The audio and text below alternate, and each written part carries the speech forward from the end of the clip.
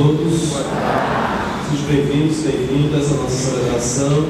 Esse dia que a liturgia celebra a Santíssima Trindade. Queria enfatizar a intenção do sétimo dia de Adonias, do rei de Lino, e de um amigo falecido de Francisco José Renascimento. Também temos certeza do aniversário de Irlane. Está presente? Deus abençoe Irlane, muitos anos de vida, que a graça de Deus acompanhe sempre na caminhada. Também queremos colocar de forma particular pela paz do mundo, particularmente pela paz no Oriente Médio, pela paz na Líbia, também aqui pelo nosso Nordeste, por todas aquelas regiões ainda que não foram abençoadas com chuva, para que possamos ter um bom inverno. Nós estamos reunidos em nome do Pai, do Filho e do Espírito Santo. A graça do nosso Senhor Jesus Cristo, o amor do Pai e a comunhão do Espírito Santo estejam convosco. Diante do altar do nosso Deus, queremos pedir perdão dos nossos pecados. Hoje a igreja se volta para o grande mistério de Deus, que é comunhão, que é Pai, Filho e Espírito Santo, três pessoas e um só Deus. Nós queremos, nesse momento, pedir perdão ao Senhor por todas as vezes que não servimos a Deus em adoração, no testemunho de santidade de nossas vidas, quando nos falta a gratidão para sermos também participantes desta criação e experimentar o seu amor. Todos os nossos pecados relacionados com Deus que nos ama, cantemos o pedido de perdão.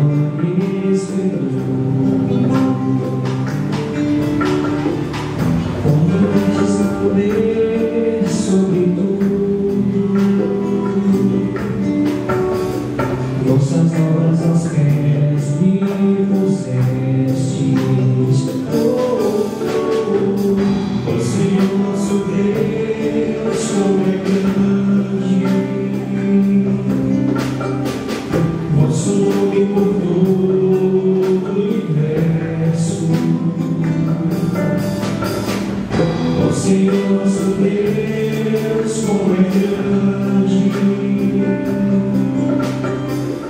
nosso nome por todo o universo. As ovelhas, os bois, os rebanhos, todo gado e as feras da mata, passarinhos e peixes dos mares, todos sempre se movem nas águas. Ó Senhor nosso Deus, como é grande, nosso nome por todo o universo. Ó Senhor nosso Deus, como é grande, nosso nome por todo o universo. Ó Senhor nosso Deus, como é grande, nosso nome por todo o universo. Ó Senhor nosso Deus, como é grande,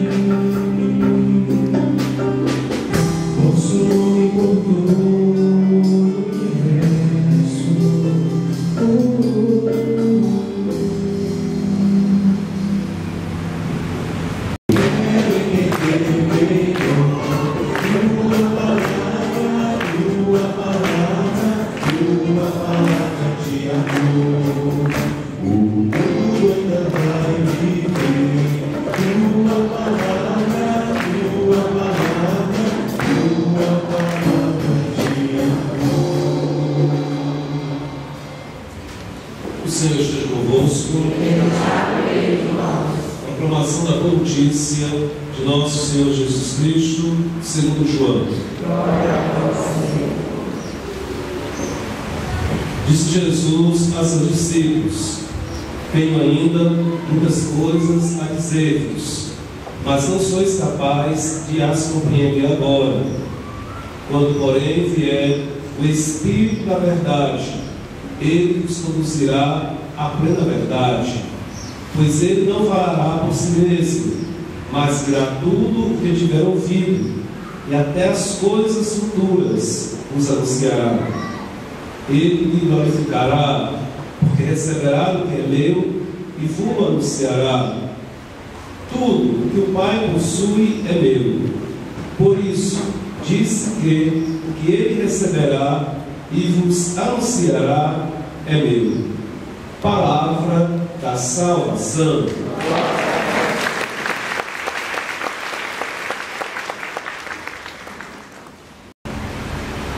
Para a comunidade, estamos hoje dentro da festa da Santíssima Trindade. O Evangelho, particularmente, indica para nós, de uma forma mais particular, a ação do Espírito Santo, do Espírito de Deus. É claro que quando nós nos voltamos na igreja em uma celebração para o mistério da Santíssima Trindade, não significa que nós, nas celebrações da Santa Missa, não tenhamos sempre essa indicação que a nossa oração é feita ao Pai, em nome do seu Filho, sobre a ação do Espírito Santo. Mas a igreja nos chama de uma forma muito particular para que a gente olhe para esse mistério. Um mistério que não era muito claro ao início. Nós temos dentro do Antigo Testamento aquela afirmação muito forte do Shema de Israel, no texto de Deuteronômio: ouve, ó Israel, o Senhor teu Deus é um. Para dizer que só existia um Deus para Israel, e de fato o é. Mas foi preciso fazer uma longa caminhada para saber que este único Deus são três pessoas: Pai, Filho e Espírito Santo. Nós temos já na indicação da primeira leitura, falando sobre a sabedoria de Deus, essa sabedoria que estava com Deus desde o princípio, desde o início, afirmando como que, ao lado de Deus, já havia um mistério particular de uma ação, de um personagem ou de um elemento que já era também desde o princípio ao lado de Deus, já fazendo a indicação do próprio Filho de Deus na sua palavra. Foi preciso chegar então o tempo messiânico, o tempo do Messias, a plenitude dos tempos, para que o povo de Deus soubesse que o Filho de Deus, o Messias, também era Deus. Nós temos às vezes alguns problemas ainda com essa afirmação, alguns grupos que se dizem cristãos ou que usam a Bíblia de não afirmar que Jesus Cristo de fato é Deus, mas é uma tradição que nós temos na Bíblia. Basta a gente ver o prólogo, o início do Evangelho de São João. No princípio era o Verbo estava com Deus e o Verbo era Deus. Nós temos a indicação clara no texto do Evangelho que também o Filho de Deus, a sua palavra, a sua sabedoria, também é Deus. E foi preciso também, dentro do ensino do Senhor, particularmente quando Ele nos manda batizar em nome do Pai, do Filho e do Espírito Santo, como que uma luz de campo que Deus é o santo das três pessoas. Então foi algo que a comunidade cristã teve que ir aprendendo.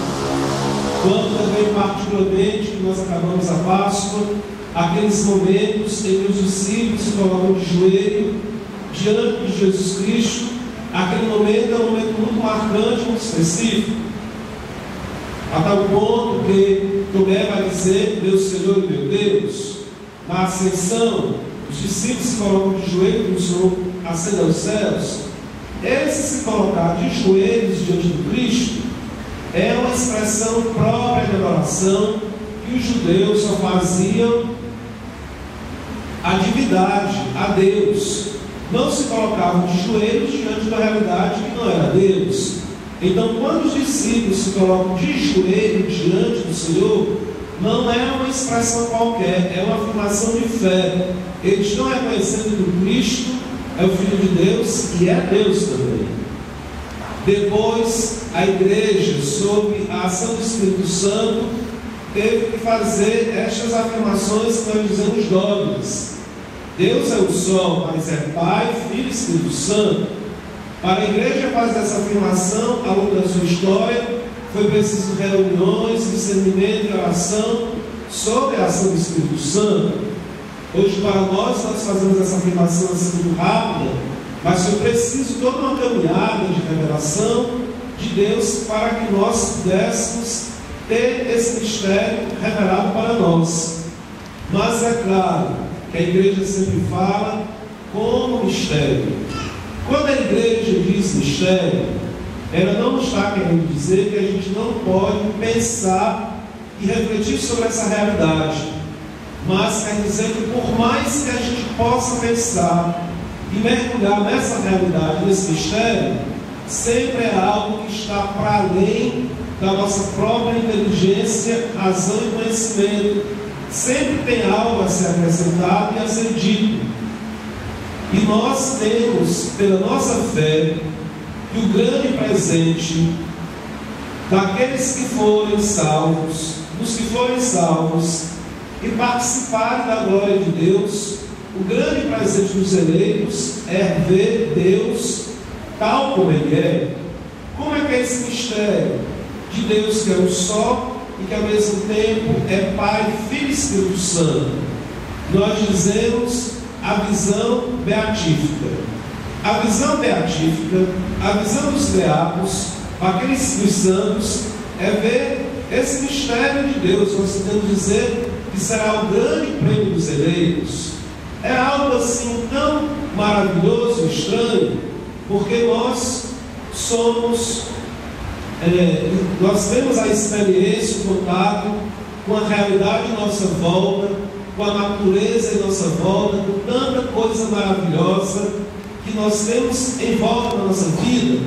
Mas a maior beleza que a gente possa imaginar, a maior graça que os nossos olhos possam já ter visto, nada se compara com o que haveremos de experimentar, que é este mistério de ver Deus tal como Ele é. Ao mesmo tempo que é a visão beatífica, a visão dos eleitos, essa visão, ela nos arrasta para ela, porque nós vivemos aqui de tal modo, de tal maneira, que nós temos esta esperança e somos alimentados pelo Espírito Santo, que podem surgir todas as dificuldades e tribulações, mas nós ansiamos de ver Deus tal como Ele é, porque não tem quem pague poder ter acesso a esta visão.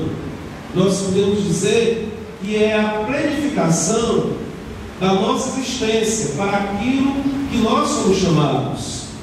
Nós fomos chamados a viver a vida, a experimentar a vida, para um dia poder oferecer a Deus o louvor mais profundo da nossa vida.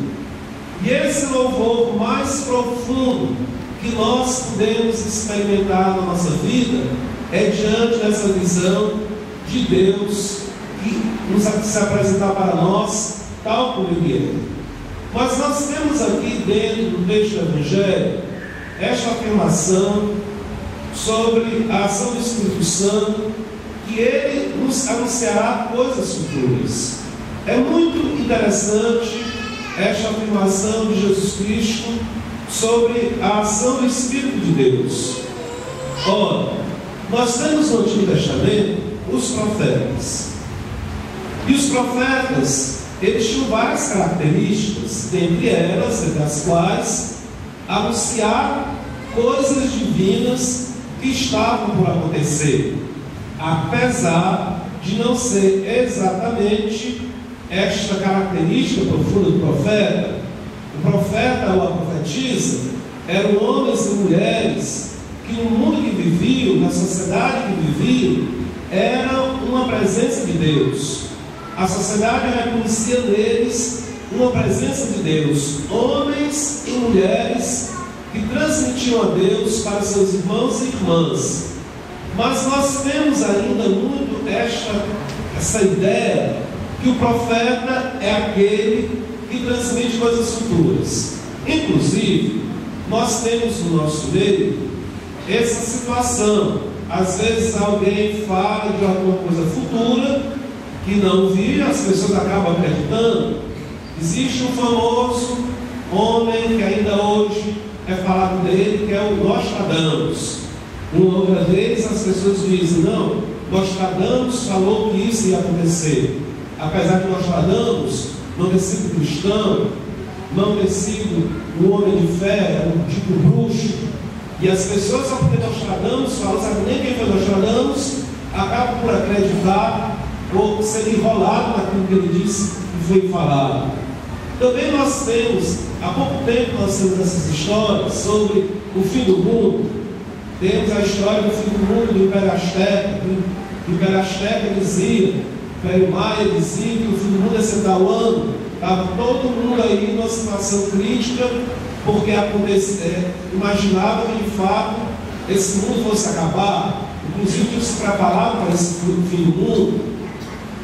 Ora, mas os textos sagrados, quando nos apresentam estes profetas, também não é uma palavra qualquer que esse profeta vai dizer que vai ser considerada uma palavra verdadeira. Inclusive nós temos muito isto dentro do tempo de Jeremias. Jeremias, ele afirmava uma coisa, vinham os falsos profetas, e depois os falsos profetas desdiziam o que Jeremias tinha dito. Como é que você poderia saber quem era o profeta de fato, ou quem não era?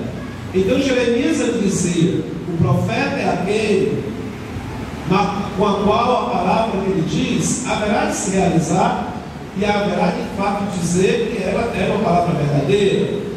E assim ia acontecendo, as palavras que Jeremias ia dizendo, as suas palavras iam confirmando, enquanto as palavras daqueles que o diziam não se confirmavam. Então a própria história ia confirmando que aquelas palavras de Jeremias, de fato, eram autênticas, eram palavras que vinham de Deus.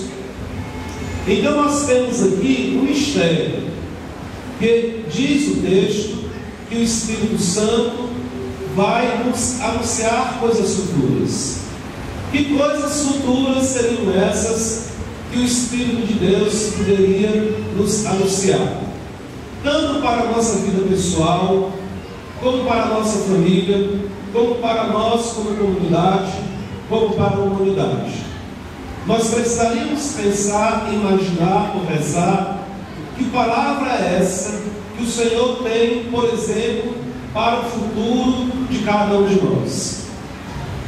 Olhando também para a sociedade que nós vivemos, para tantos avanços que nós a cada dia estudamos, para o progresso da ciência e da tecnologia, existe um pensamento dentro da humanidade que é de transformar o ser humano, quer seja pela biotecnologia ou por elementos eletrônicos que seriam inseridos dentro dos seres humanos.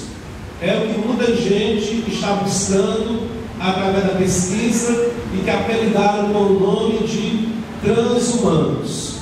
Nós, a humanidade, haveremos de passar por um processo de transformação no futuro e haveremos de ser transhumanos. O que seriam estes transhumanos? Seriam pessoas que sofreram na sua genética uma transformação profunda, auxiliada pela tecnologia e por aparelhos, e que teriam todo um outro potencial de inteligência, de conhecimento e de informação que até então a história não viu. Ou com interferência de genes, ou com colocação de chips no cérebro, no corpo humano. Inclusive com essa loucura que cada vez mais nós vamos vendo com esse negócio de celular, com esses aparelhos eletrônicos, as pessoas também começam a dizer: ah, que bom seria que estes aparelhos estivessem dentro do meu corpo, ligados diretamente ao meu cérebro. É uma coisa que não é impossível de acontecer. Mas se nós imaginarmos que a tecnologia, a biotecnologia, tem a capacidade, poderá ter essa capacidade de nos transformar geneticamente com auxílio das intervenções e também com auxílio de tecnologia, nós poderíamos pensar o futuro da própria humanidade é um futuro desconhecido com essas intervenções que se colocam às portas da história. Mas tem algo que nós podemos pensar. Ora, nós podemos sofrer todas as transformações biotecnológicas no nosso corpo, mas pode ser que a gente não aprenda de fato a amar e a perdoar. Nós podemos até ser seres humanos cheios de chips dentro de nós, para que o nosso cérebro possa trabalhar de uma forma diferenciada. Mas nós podemos nos perguntar se esse cérebro terá de fato a capacidade de se abrir a Deus de uma forma diferenciada.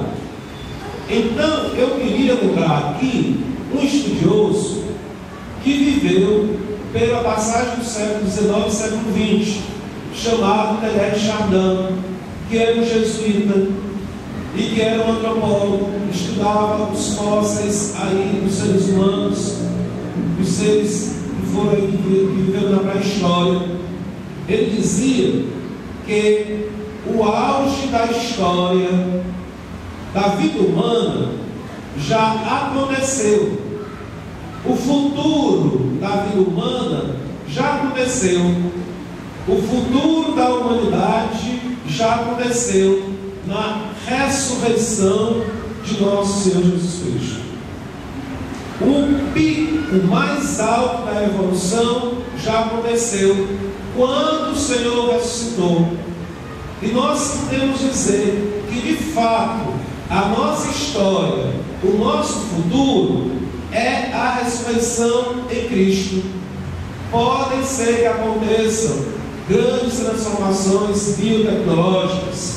Pode ser que a humanidade apresente, de cada vez mais, e haverá de apresentar grandes possibilidades para a humanidade, mas aquilo que diz respeito à vida eterna, aquilo que diz respeito à vida com Deus, isto já nos foi comunicado pela ressurreição do Senhor e pelo seu Espírito.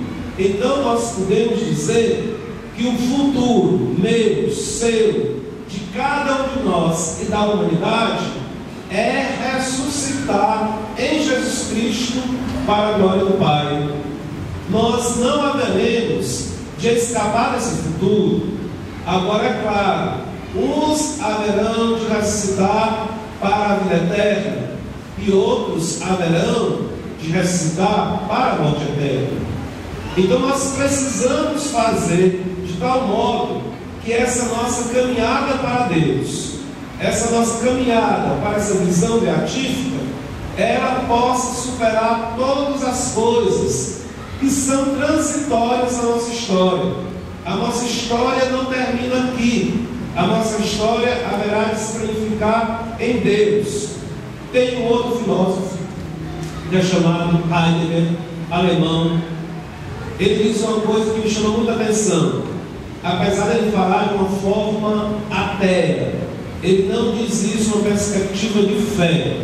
Ele diz que nós vivemos para a morte. Ele diz que o mistério da morte faz que a gente faça diversas opções na vida, mas dizendo que a nossa vida é dirigida para a morte como o último elemento da nossa existência.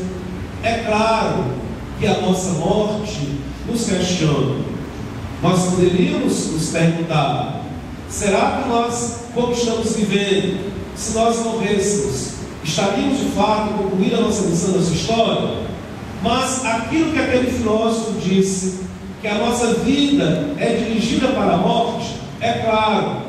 A morte, quando nós formos colocados no caixão, nós precisamos nos perguntar o que é que nós levamos no nosso caixão para Deus, o que é que nós fizemos com a nossa vida para ofertar a Deus, ou se a nossa vida nós continuamos vazios de encontro a Deus. É claro que a nossa vida é marcada por essa situação, porque ela limita a nossa existência na terra, mas a nossa vida vai para além dessa morte. A nossa vida, de fato, ela é dirigida para a vida eterna. A morte não é a última palavra do nosso futuro. Se nós temos de fato essa fé em Jesus Cristo, nós precisamos alimentar essa esperança, que a nossa vida é a vida eterna. A nossa vida é dirigida para Deus tal como Ele é. Olhando exatamente para isso que Cristo nos diz, Ele nos anunciará coisas futuras. Essas coisas futuras que o Espírito de Deus nos anuncia são coisas futuras marcadas pela esperança que um dia vamos alcançar essa vida eterna.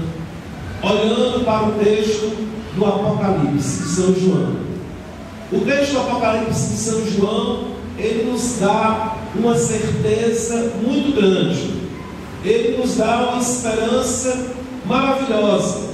O que é que o texto do Apocalipse nos diz? O texto do Apocalipse nos diz que no final de tudo, Deus haverá de vencer. Ao final da história da humanidade, o bem haverá de vencer o mal. E por mais que o mal se apresente de uma forma violenta, de uma forma terrível, de uma forma que a gente se sinta destruído por esse mal, a última palavra na história da humanidade será de Deus. Então, para nós também, o futuro é apresentado com uma grande esperança. Por maiores que sejam as dificuldades, e por maior que seja a violência e a morte, a última palavra não cabe ao mal, mas cabe ao bem, ao amor, à paz e a Deus. E é com essa esperança em nossos corações que o bem haverá de vencer o mal, que nós devemos também trilhar a nossa vida. Então, que o Espírito Santo ele nos anuncie as coisas futuras que estão para se realizar, e que nós tenhamos sempre essa abertura, olhando para o futuro, com muita fé, com muita esperança e com muito amor a Deus. Louvado seja nosso Senhor Jesus Cristo. Professemos a nossa fé. O Senhor é santo, o Senhor é santo, o Senhor é santo, o Senhor é santo, o Senhor é santo, o Senhor é santo. Hosana, Hosana, Hosana nas alturas. Hosana, Hosana, Hosana nas alturas. Bendito que vem.